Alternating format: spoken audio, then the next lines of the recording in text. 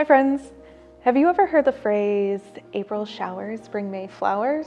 Well, how big are those showers? How much does it rain in April? We are going to make a rain gauge and find out for ourselves. We're gonna need some scissors, a marker, some rocks. Any rocks will do.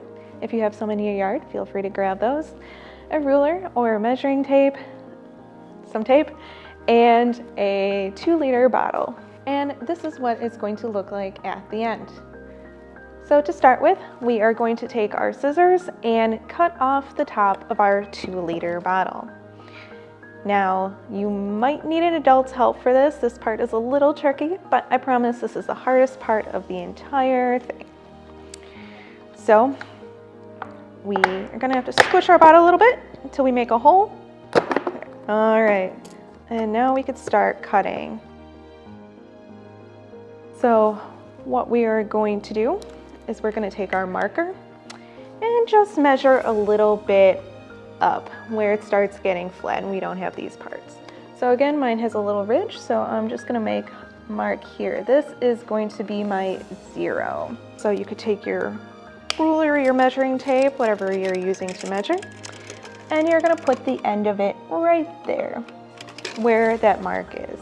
Then you're gonna hold that down and you're gonna put another mark where the 1 inch and the 2 inch and the 3 inch line goes.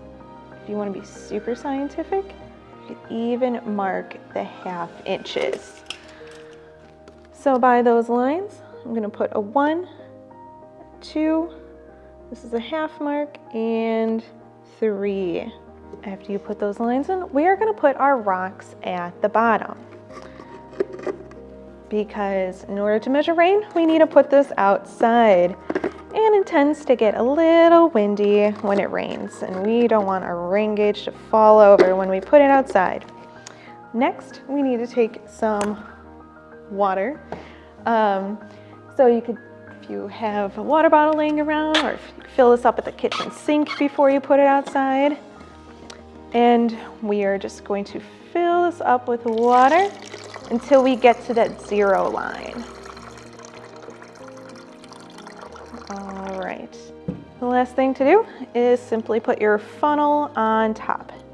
It might move around a little bit, so if you want, you could put a piece of tape in to keep it steady when you put it outside. And there you have it.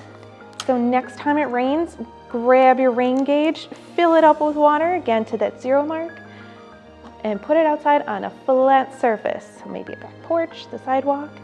And then when it starts to rain, you can measure how much it actually did rain that day. If you want to keep track all month to see how rainy April was, you could write all your recordings down in a journal.